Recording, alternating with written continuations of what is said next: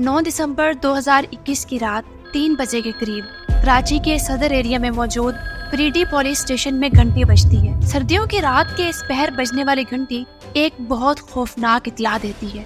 SHO Sajjad Khan को बताया जाता है कि अब्दुल्ला हारून रोड पर एक बिल्डिंग में घर के बाहर कटा हुआ हाथ मिला है। ये खबर इस कदर अजीब थी कि सबके हाथ पांव फूल जाते हैं। पुलिस स्टेशन में थरथली मच जाती है। तमाम लोग जाए वकुआ पर जाने के लिए तैयार होते हैं, जहां उनकी जिंदगी का सबसे खौफनाक मंजर उनका इंतजार कर रहा होता है। क्या हुआ था वहाँ और कितनी सफाकियत दिखाई थी मारने वाले ने, और कातिल क्यों खुद वही चादर लेकर सोया हुआ था, ना भागने की वजह क्या थी, और क्यों कातिल पुलिस स्टेशन में भी हंस रहा था। ये सब और बहुत कुछ जानेंगे आज की इस वीडियो में। अब आप लोगों को मुझ पे इल्जाम लगाने लगा। रात में मारा, असला नहीं मिला था ना, बस वो पलास था, मैंने उसको नहीं मारा। तेरी भी गर्दन हटा दूंगा। रात के 3 बजे पुलिस की कई गाड़ियां सुनसान रोड पर भागती चली जा रही थी। उनकी मंजिल स्टेट लाइफ बिल्डिंग नंबर 5 थी, जो सदर के इलाके में अब्दुल्ला हारून रोड पर वाक़ थी। चंद मिनटों में वो अपनी मंजिल पर पहुंच जाते हैं और हमसायों के बताने पर उस घर में कदम रखते हैं, जहां उन्हें कुछ ऐसा नजर आता है कि उनका कलेजा बाहर आ जाता है। कमरे के बीचों बीच एक सरकटी लाश मौजूद होती है, जिसके हाथ कटे होते हैं। करीब जाने पर लाश का सर एक तरफ मौजूद एक डिब्बे में पड़ा हुआ मिलता है। पास ही एक छुरी और बाकी औजार नजर आते हैं, जो कि खून से भरे होते हैं। पूरे कमरे में आसपास लाल खून का दरिया बह रहा होता है। ये सब देखने के बाद वहाँ मौजूद अफराद अपने खौफ पर काबू पाते हैं और उस जगह का जायजा लेते हैं जहाँ ये वारदात हुई थी। मकतूल के साथ वाले कमरे में उन्हें बेड पर कोई चादर ताने लेटा हुआ नजर आता है। वो मजीद चौकन्ने हो जाते हैं कि हो सकता है वही कातिल हो, और उस पर से जब चादर हटाते हैं तो वहाँ एक 40 साला खातून मौजूद होती है। उसकी हालत बहुत खराब होती है।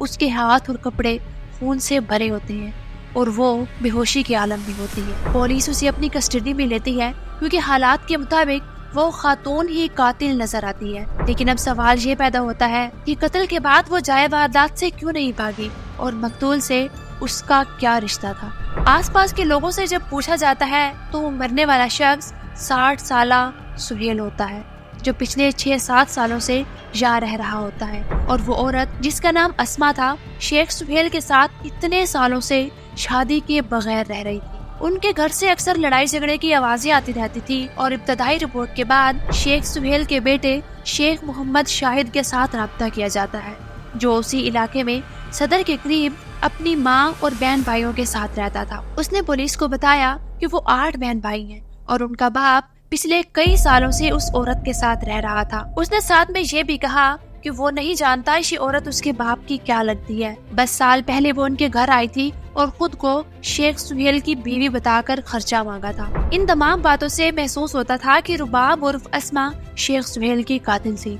लेकिन ये अंदाजा लगाना मुश्किल था कि क्या उसने ये कत्ल जानबूझकर किया था। वो खुद तो तब नशे में थी, यानी उसने आइस की एक हैवी डोज ले रखी थी। क्या ये सब जानबूझकर किया गया था या नशा देकर किसी और ने करवाया था। एक और शक ये भी जाहिर किया जा रहा था कि नशे की आदत से वो शायद दिमागी तौर पर स्टेबल नहीं थी, यानी ये सब एक पागलपन में किया गया था। कुछ लोगों ने ये भी बयान दिया कि शेख सुहेल और अस्मा दोनों नशे की लत का शिकार थे, जिसकी वजह से उनके झगड़े होते रहते थे। लेकिन पुलिस को इस बात पर यकीन नहीं आ रहा था कि एक कमजोर औरत इतनी बड़ी जसारत कैसे कर सकती थी। उसने एक आदमी को मारकर उसके जिस्म के इतने बुरी तरह से टुकड़े कैसे कर दिए। उन्हें शक था कि अस्मा के साथ कोई और भी इस केस में मुलविस था, जिसका पता पोस्टमार्टम रिपोर्ट और फ्रांसिक टेस्ट से ही चलना था। तब तक शेख सुहेल की पोस्टमार्टम रिपोर्ट भी आ चुकी थी, जिसमें डॉक्टर ने बताया कि पहले सर पर कोई भारी चीज मारकर कत्ल किया गया था, और फिर कोई तेजदार आला लेकर जिस्म के टुकड़ों को चीरकर अलहदा किया गया था। सर पर इस कदर वार किए गए थे कि खोपड़ी की हड्डी 3 जगह से टूटी हुई थी और दिमाग खोपड़ी से बाहर लटक रहा था। साथ पोस्टमार्टम रिपोर्ट से ये भी वाजे हो गया कि ये कत्ल अस्मा ने ही किया था। नाजरीन, ये अपने नोयत का पहला केस था जिसमें खातून ने इस कदर सफाकियत दिखाई। अक्सर इस तरह की केसेस में विक्टिम हमेशा औरत ही हुआ करती थी, जबकि कातिल हमेशा मर्द।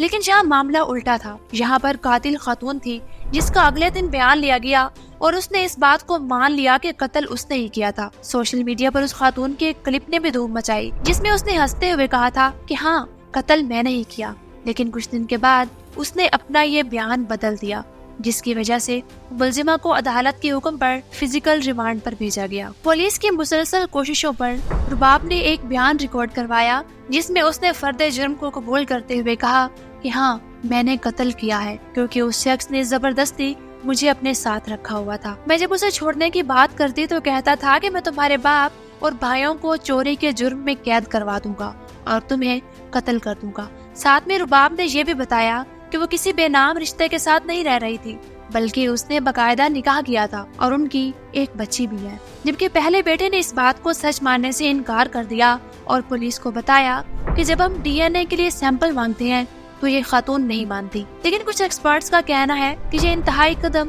نشے نے اٹھوایا تھا، کیونکہ ملزمہ کافی عرصے سے اس نشے کا شکار تھی، جس کی وجہ سے اس کے دماغ پر اثر ہوا ہے اور وہ وائلنس کرتے ہوئے ذرا بھی نہیں گھبرائی، بلکہ شاید اس نے یہ سب کر کے لطف لیا ہو اور اپنے تشدد پسند دماغ کو تسکین پہنچائی ہو۔ آپ کو کیا لگتا ہے کہ ان میں سے کیا وجہ ہو سکتی ہے، نشہ یا پھر بدلہ؟ اپنی رائے سے ضرور آگاہ کیجیے گا۔ ملتے ہیں اگلی ویڈیو میں، تب تک کے لیے اللہ حافظ۔